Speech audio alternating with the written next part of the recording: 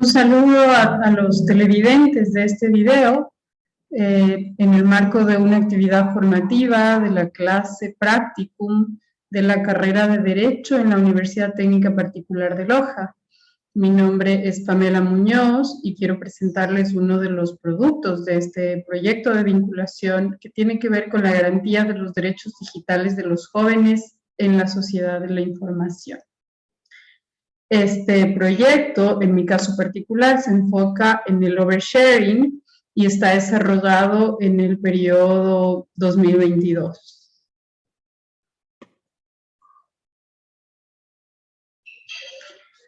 Como ustedes saben, desde el 2008, en el marco constitucional ecuatoriano, se ha establecido que somos un Estado constitucional de derechos y justicia. De ahí que la Constitución en sí misma establece un conjunto de derechos y garantías, entre ellos el acceso universal a las tecnologías de la información y comunicación, establecido en el artículo 16. Ahora bien, es súper importante tener en cuenta que un mal uso de estas tecnologías de la información y comunicación que ahora están concebidas como un derecho en el Ecuador, además de una limitada legislación secundaria, pone en riesgo otros derechos, entre ellos el de la libertad, el de la integridad y el de la intimidad, entre otros, como vamos a ver en adelante.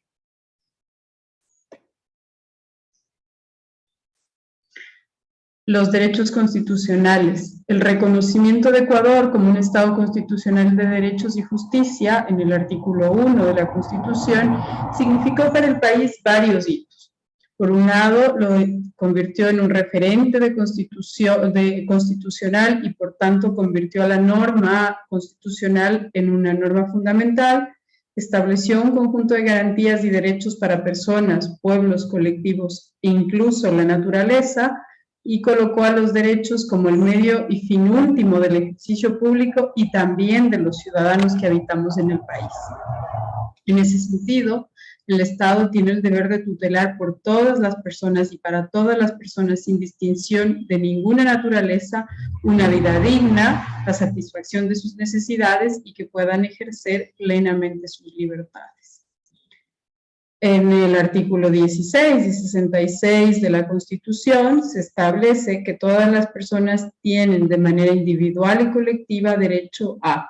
el acceso universal a las tecnologías de la información y comunicación, a la integridad personal, que tiene que ver con la integridad física, emocional, entre otras, el libre desarrollo de la personalidad, a opinar y a expresar su pensamiento, la protección de datos de carácter personal, el derecho a la intimidad, a la inviolabilidad y al secreto de la correspondencia física y virtual. Estos se constituyen en los derechos constitucionales, por tanto, supremos a otros derechos en torno a lo que tiene que ver los derechos digitales en el Ecuador en estos momentos. Por otro lado, asimismo la Constitución identifica a los jóvenes como actores estratégicos del desarrollo del país en su artículo 39, y los reconoce como un sujeto específico de derechos. Por su parte, la Ley de la Juventud en el 2001 ya establecía que los jóvenes son aquellas personas cuya edad está comprendida entre los 18 y 29 años. Esto es muy importante porque en realidad no hay un acuerdo en torno a lo que es la definición de ser joven. Sin embargo, en el Ecuador se ha establecido este rango de edad para determinar que todas esas personas se consideran jóvenes. Es importantísimo en ese sentido que si se les reconoce como sujetos específicos de derechos, se desarrollen políticas públicas, programas, proyectos y que se asignen recursos para llevar a cabo acciones que en reconocimiento de sus características específicas, de psicoemocionales, de identidad, incluso de factores físicos, puedan contribuir a su desarrollo.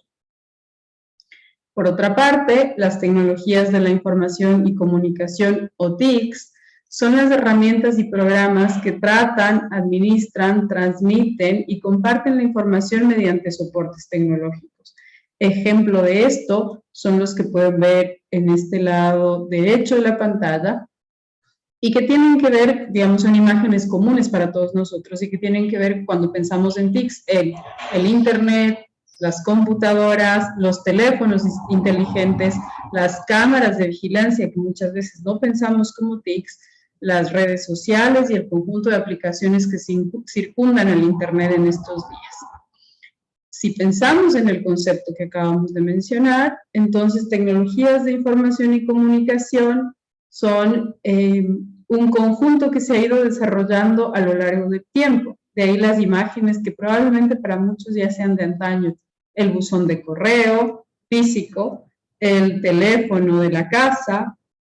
la cabina telefónica que por mucho tiempo nos ayudó, las cámaras fotográficas que ahora mismo tienen su evolución en cámaras digitales,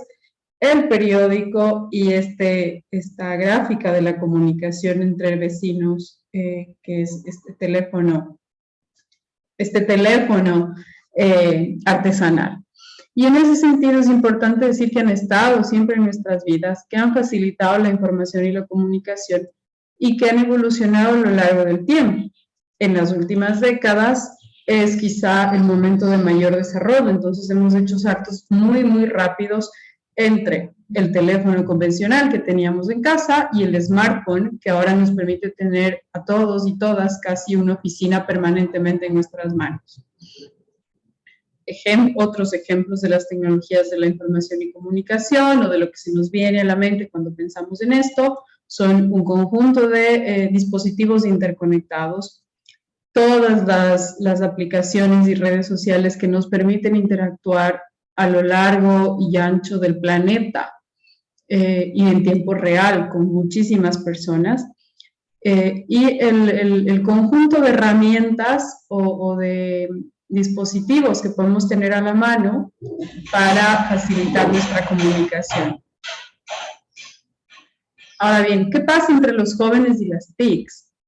Por un lado, es importante reconocer que las TICs influyen en la forma en la que adolescentes y jóvenes comprenden sus derechos, sus necesidades básicas y las formas que tienen para satisfacerlas. A su vez, en el ejercicio que pueden tener de un derecho que, como decía antes, se reconoce de manera universal en el Ecuador. Entonces, el acceso a la tecnología como medio de comunicación y recreación, en el caso de muchos jóvenes, parecería concretarse en el tener un teléfono inteligente o usar el Internet. Sin embargo, eso crea una ficción del ejercicio del derecho a la comunicación, a la tecnología, a la libertad de opinión y expresión, incluso a la participación. De hecho, un alto porcentaje de jóvenes tiene un teléfono celular y quizás sea de última moda. Los dispositivos pueden contribuir al ejercicio de los derechos y fomentar la interacción real de las personas, pero también pueden ser una vía de intercambio ficticio que, como vamos a ver más adelante, sustituye al contacto directo y a la vivencia compartida de experiencias, crea adicción, perturba las relaciones en el mundo real y convierte al consumo en la razón de ser de una generación de hoy por hoy. Aquí podemos ver cómo han cambiado las formas de relacionarse entre los jóvenes. Entonces, claro, antes las relaciones estaban fundamentadas primero en una relación distinta con el entorno, mucho para hacer afuera, muchas actividades al aire libre, muchas actividades que vinculan a otros, que permiten y fomentan el diálogo y la interrelación física. No obstante, desde esta evolución cuasi inusitada de la tecnología y de los medios digitales, podemos ver escenas como estas, en las que los jóvenes están, a pesar de estar juntos, en realidad están interactuando o con otros o interactuando ya no de manera física, sino de manera virtual, incluso entre ellos mismos. No es extraño encontrarse en reuniones en reuniones físicas en las que las personas en realidad están interactuando a través del WhatsApp. O, por otro lado, un ejercicio muy solitario de interacción, pues hay un cambio entre interactuar realmente con las personas, es decir, estar al aire libre o en contacto con otras personas, y esta nueva forma de relacionarse que tiene que ver con estar en contacto, sin embargo, estar solo en un espacio mientras interactúa virtualmente con otros. Esto ha dado lugar a que se produzcan prácticas de riesgo en la relación con las TICs y por tanto los derechos digitales se pongan en riesgo también. El desconocimiento de jóvenes y adultos sobre las consecuencias que pueden tener ciertas prácticas en redes sociales los llevan a cometer errores que los colocan en situaciones de riesgo. Entre las principales situaciones de riesgo se encuentran el oversharing, que es la sobreexposición en las redes sociales, el sexting, que tiene que ver con el intercambio de fotografías y o videos de contenido íntimo, el sharenting, que es la sobreexposición de los hijos por parte de sus padres en redes sociales y en medios digitales. Y por otro lado, estos tres primeros que tienen que ver básicamente en la relación directa con la tecnología y que suponen riesgos de carácter más, ¿cómo decirlo?, más asociados a la práctica con la tecnología y que tienen que ver también, más tarde lo vamos a ver, con temas de delitos penales. Pero también hay riesgos en torno a los temas de salud y ahí hay esta práctica del bumping que tiene que ver con el uso de dispositivos electrónicos antes de dormir, con lo cual se generan un conjunto de reacciones físicas, biológicas y químicas en nuestro cuerpo y que a su vez impacta en los temas del desarrollo físico y emocional de las personas. Por tanto, habrán oído que la recomendación es siempre apagar los dispositivos electrónicos antes de ir a la cama. No obstante, la práctica es totalmente contraria. Y por otro lado, también está la carencia de supervisión sobre los contenidos que consumen y que también presentan o publican los menores de edad en las redes sociales. Estas son un conjunto de prácticas que conllevan a otros riesgos. En sí mismas traen problemas como los que hemos visto por el bumping, pero además tienen consecuencias posteriores por la ejecución de las mismas. Me voy a concentrar en el oversharing, como ya habíamos manifestado en el inicio, y esto se refiere a la práctica de compartir información personal, muchas veces de manera inconsciente. Estamos publicando datos, imágenes, opiniones, de forma excesiva en las redes sociales. Entonces nos sobreexponemos a todo lo que puede circundar a las redes sociales y mostramos nuestras actividades. Entonces, por ejemplo, cuando estamos mostrando una fotografía del lugar donde cotidianamente comemos o del restaurante que estamos visitando, de las personas que frecuentamos, de nuestra casa, estamos también brindando información que personas inescrupulosas pueden tomar para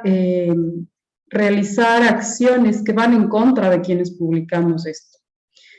Y esto genera o da pie para que se produzcan delitos y se produzca la vulneración de otro tipo de derechos, ya no solo los que tienen que ver con los derechos digitales, sino con los derechos a la integridad personal, a la intimidad, entre otros.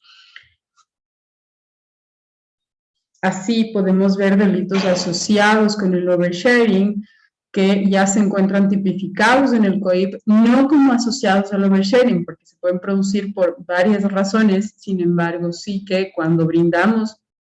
información nuestra o publicamos información nuestra en redes sociales o en aplicaciones de intercambio de información, podemos dar lugar a que personas inescrupulosas y o malintencionadas realicen acciones de violación a la intimidad. Esto quiere decir, por ejemplo, interceptar, examinar, retener, grabar o difundir información y datos personales de voz o audio en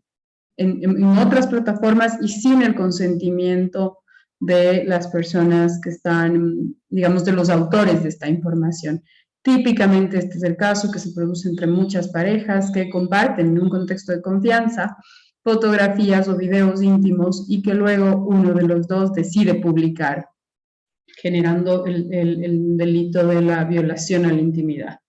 Por otro lado, cuando compartimos información para suscribirnos en plataformas, en aplicaciones o porque hacemos una compra y no tenemos la precaución de desactivar el registro o al menos de vigilar qué van a hacer con estos datos, se puede producir la revelación ilegal de bases de datos,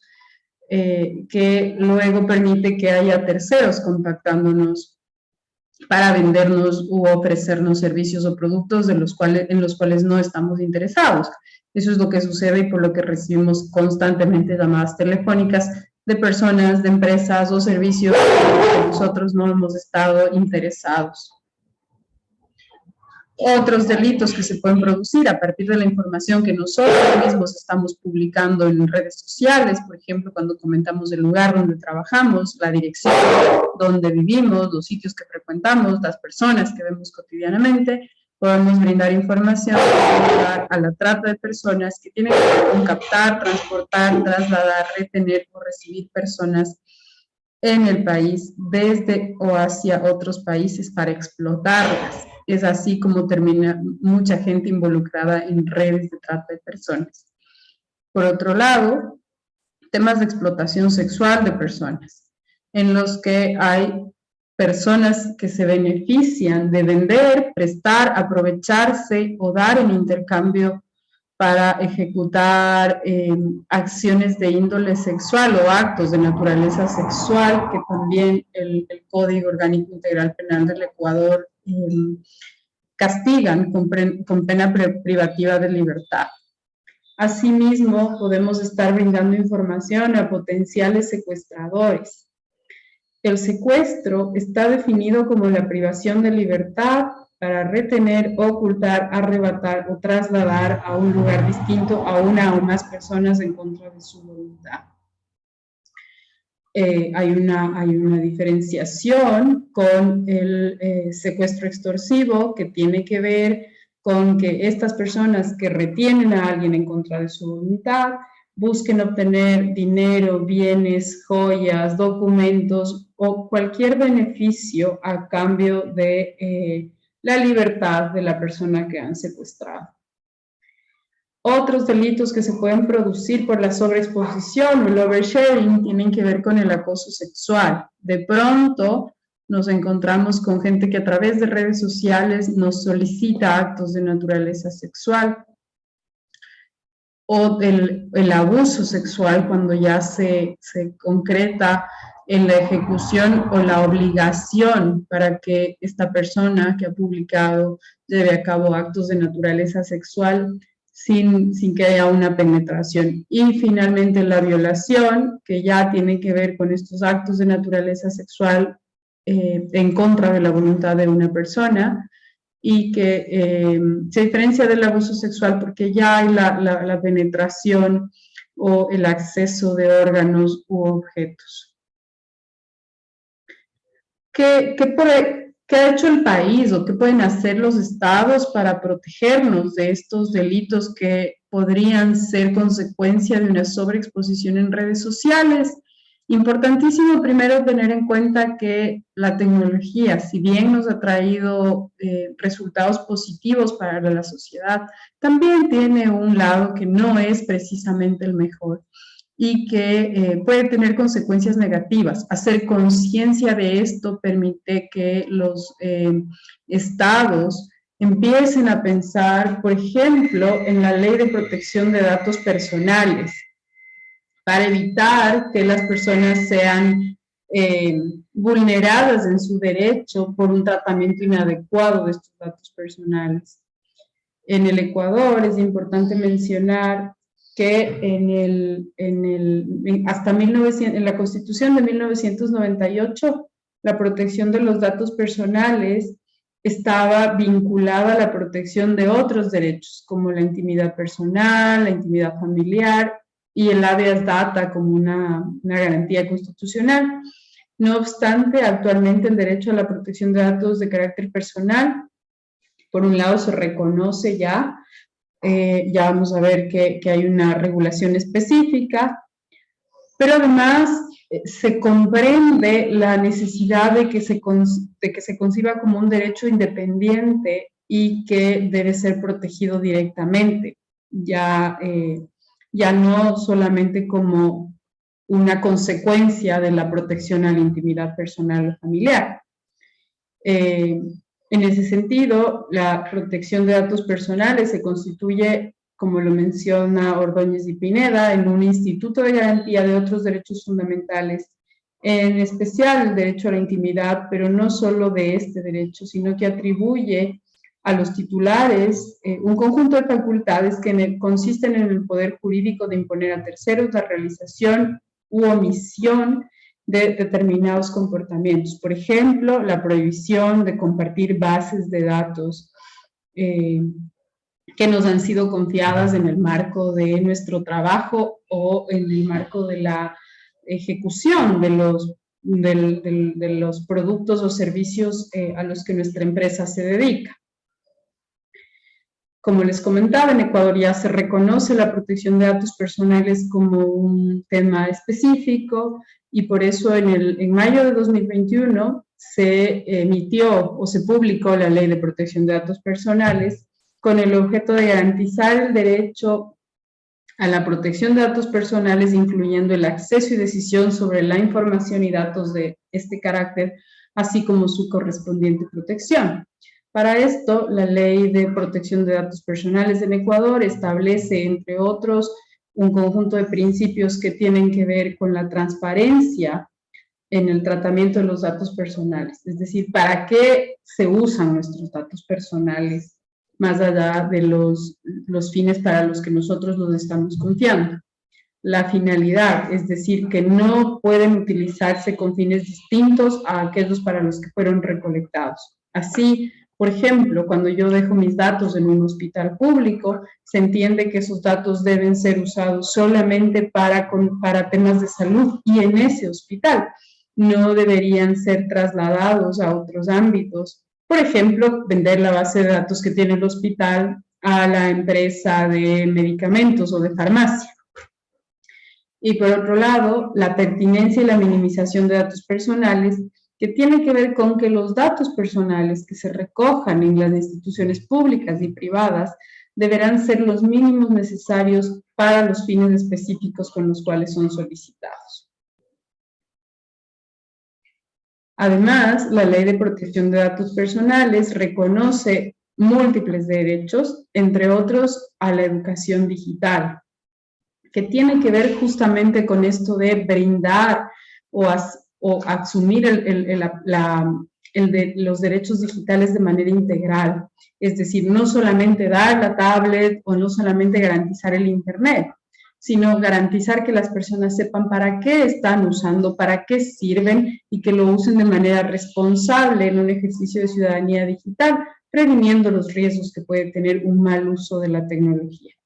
Por otro lado, la provisión de información sobre el uso y tratamiento responsable y adecuado y seguro de los datos personales. La ley establece también que los titulares de los datos personales, que son las personas que entregan los datos específicamente, deben saber, ser informadas para qué se van a usar sus datos, cuál va a ser el mecanismo, cómo se van a tratar los datos, y además que los responsables del tratamiento de los datos personales deben garantizar que se hará un uso adecuado y seguro de los datos que les estamos confiando. Además, la Ley de Protección de Datos Personales establece un conjunto de categorías especiales de datos. Por un lado, datos sensibles, por otro lado, los datos de niños, niñas y adolescentes, datos de salud, los datos de personas con discapacidad y de sus sustitutos relativos a este tema. ¿Y por qué es importante establecer estas categorías de datos? Porque en la medida que se reconoce que hay datos especiales, también la ley reconoce que hay que darles un tratamiento particular. Así, por ejemplo, las bases de datos de menores de edad no pueden ser compartidas sin tener la autorización, en el caso de niños, niñas y adolescentes, sin tener la autorización de sus tutores o adultos responsables. En el caso de entre los 15 y 18 años, para que los adolescentes vayan asumiendo la responsabilidad y el ejercicio de sus derechos, se permite, por ejemplo, que ellos puedan decidir directamente si se comparten o no sus datos. En el caso de salud, el ejemplo que ya había mencionado antes, entre otros. Como conclusiones, importantísimo tener en cuenta que si bien la Constitución reconoce un conjunto de derechos digitales en Ecuador, esto es importante, no es suficiente para garantizar que, para evitar que se produzcan los riesgos que impone el desarrollo de la ciencia y la tecnología. Por otro lado, las ventajas y desventajas de la evolución de las tecnologías de la información y comunicación son un aspecto que los estados deben tener en cuenta y frente a lo cual deberían desarrollar política pública preventiva. Caso contrario, los beneficios de las tecnologías o de cualquier otro avance que se pueda producir se pueden constituir en el origen de problemáticas sociales de amplio espectro y de gran impacto, siendo ese el caso de lo que acabamos de analizar. Está bien que todos los niños y niñas accedan a la tecnología, de acuerdo. ¿Qué pasa cuando este acceso no está bien guiado y lo que produce es que estos niños o niñas terminen involucrados en delitos de pornografía infantil, por ejemplo? Por otro lado, el uso responsable de las nuevas tecnologías de la información y comunicación no viene solamente dado por acceder a estas tecnologías o el conocimiento de cómo manejar. Cada vez más hablamos de ciudadanos digitales y cada vez más hay personas más jóvenes que saben cómo manipular un teléfono inteligente, una computadora, una tablet. Sino, eso no significa que hagan un uso responsable. Se requiere de un conjunto de acciones orientadas a la capacitación y a la educación digital, para lo que es fundamental acortar las brechas digitales, empezar en acortar esto, pero luego hacer una inversión importante en todo lo que tiene que ver con alfabetización digital, por ejemplo. Y una última conclusión que se hace evidente en este análisis es que el vacío de normativa secundaria en cuanto a temas de juventud, así como el entorno al manejo adecuado y responsable de las TICs en Ecuador, pone en riesgo a la sociedad en general por los delitos que se pueden resultar de una conducta poco consciente de los ámbitos virtuales, que a su vez es consecuencia de una reducida mirada de los derechos digitales que hasta ahora, lamentablemente en nuestro país, y además con un gran esfuerzo, se enfoca en el acceso a dispositivos tecnológicos o Internet. Muchas gracias.